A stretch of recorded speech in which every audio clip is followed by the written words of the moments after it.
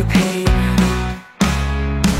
Keberhasilan timnas menahan imbang dua tim raksasa di dua laga pembuka round 3 kemarin menjadi salah satu bukti kalau timnas Indonesia telah menunjukkan perkembangan yang cukup pesat. Bahkan boleh dikatakan kalau level Indonesia saat ini 1 hingga 2 level lebih kuat dibandingkan sebelumnya.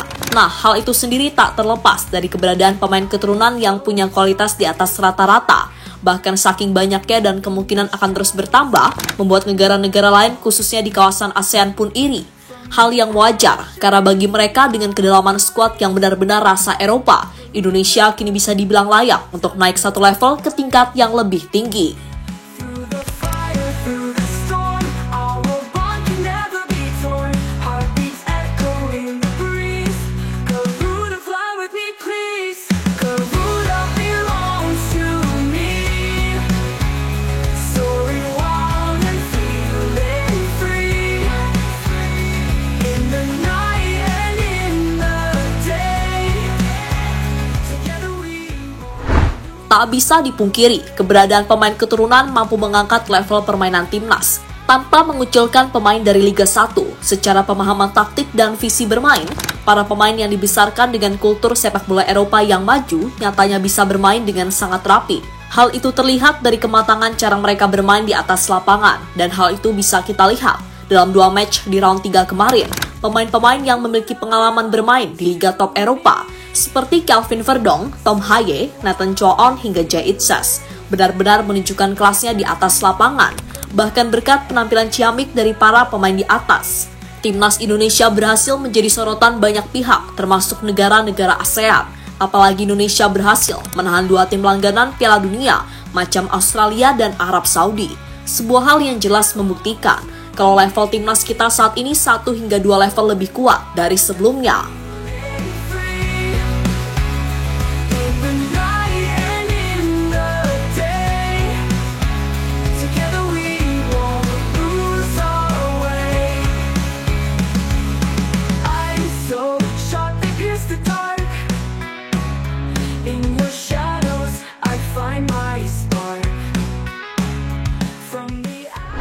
Dan di bawah kendali Pak Erick Thohir, sepak bola Indonesia terus menunjukkan progres yang nyata. Bahkan terbaru mereka kembali mempersiapkan 2 pemain keturunan baru grade A yang berkompetisi di Liga top Eropa. Bahkan salah satunya akan menjadi bek termahal di Asia, mengalahkan market value dari negara-negara ASEAN seperti Malaysia, Vietnam, Filipina, hingga Thailand. Dan melihat manuver dari PSSI yang berlanjut hingga detik inilah membuat negara-negara tetangga itu makin ngiri dengan Indonesia.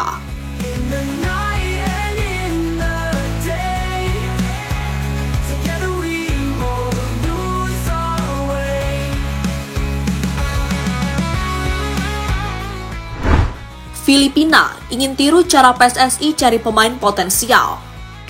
Mereka bahkan mengakui kalau sekarang timnas Indonesia merupakan tim terkuat Asia Tenggara saat ini. Pernyataan itu disampaikan langsung oleh pelatih Michael Weiss sebelum timnas Filipina menghadapi skuad Garuda di kualifikasi Piala Dunia 2026 zona Asia kemarin. Salah satu media Filipina mengatakan, sang pelatih mengakui kehebatan timnas Indonesia di Asia Tenggara saat ini. Tentu saja alasan ini sangat mendasar, mengingat Filipina sendiri yang pernah jaya di medio 2010-an. Dengan naturalisasi era yang husband bersaudara, nyatanya sekarang gak kemana-mana juga.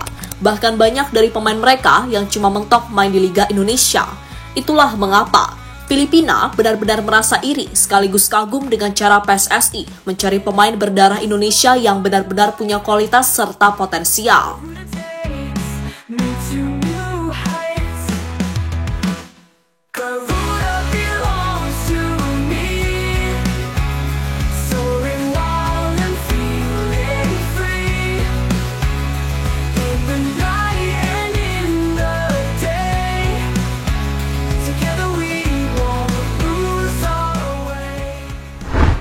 Singapura, Indonesia bukan level kita lagi. Tentu saja, Singapura sangat mewaspadai peningkatan prestasi timnas Indonesia di bawah asuhan Sinteyong. Berbicara mengenai rekor pertemuan, The Lions hanya menang 6 kali dari 23 pertemuan menghadapi timnas Indonesia di semua ajang kompetisi. Secara kualitas, timnas Indonesia saat ini jelas berbeda jauh jika dibandingkan dengan Singapura. Tak heran, The Lions yang memiliki 4 gelar juara Piala AFF pun iri dengan prestasi timnas Indonesia saat ini. Karena dulu mereka yang sempat berjaya di ASEAN dengan para naturalisasinya kini perlahan memudar. Bahkan 4 gelar AFF itu pun dirasa nggak ada artinya, karena di Piala Asia mereka tak pernah lolos via jalur kualifikasi. Sedangkan Indonesia kemarin di level senior lolos ke 16 besar, dan di U23 bahkan sampai semifinal. Bahkan kini Indonesia memiliki peluang besar untuk lolos ke Piala Dunia 2026. Setelah di laga pembuka round 3, mereka menunjukkan perlawanan dengan menahan 2 tim unggulan, Arab Saudi dan Australia.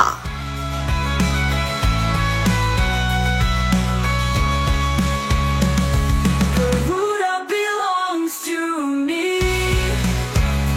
Soaring wild and feeling free.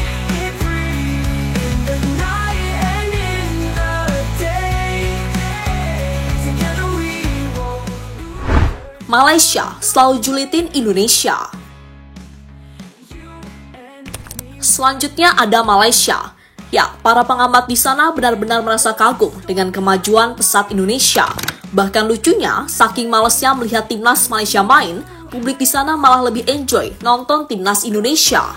Hal itu mengacu pada proses naturalisasi Malaysia yang terkesan ngasal, sehingga nggak membawa perubahan apa-apa. Malah yang ada, Malaysia hancur lebur di Piala Asia level senior dan kualifikasi Piala Dunia 2026. Bahkan di Piala Asia U23, Harimau Malaya dinobatkan AFC sebagai tim terburuk karena gagal meraih 1 poin pun. Namun yang membuat heran, masih aja ada oknum yang selalu julitin timnas Indonesia. Salah satunya dari akun media sosial OneFootball Malaysia yang menyinggung soal laga Indonesia versus Australia di GBK. Dan dengan tegas, Justin Hubner mengomentari, dia seakan menyinggung kalau Malaysia bukan berada di level Indonesia lagi.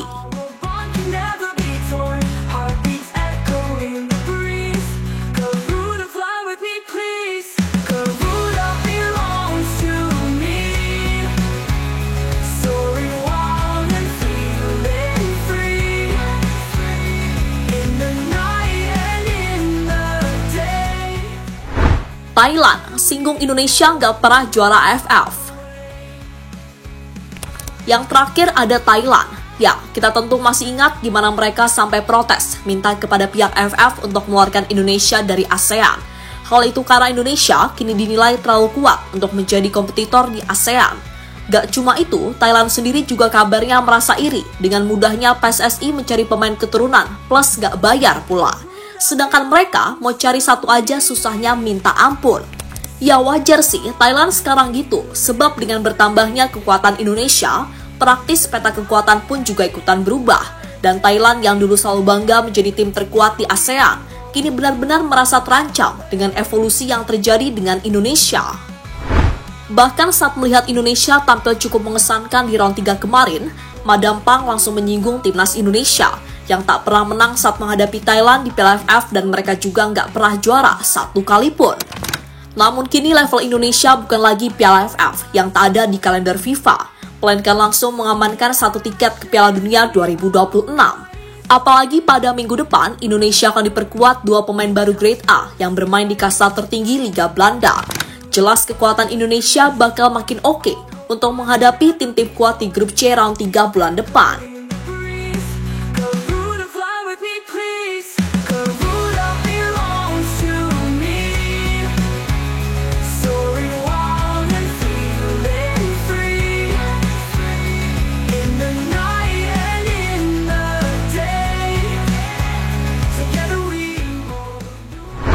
Dan jadi itulah bagaimana Indonesia menanggapi para tetangga yang makin iri dengan perkembangan sepak bola kita.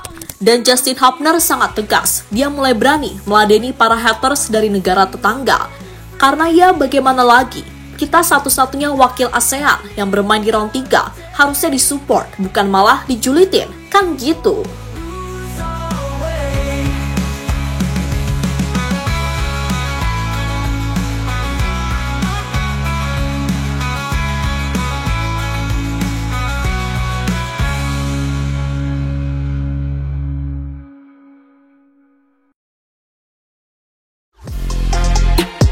Halo, izin iklan sebentar ya guys. Jadikan ruangmu bernuansa Timnas. Temukan beragam poster dinding, sepak bola dan Timnas dengan desain menawan, kualitas premium dan harga yang tidak akan menguras kantong. Segera klik link Shopee di deskripsi video ini dan dukung Timnas dengan sepenuh hati.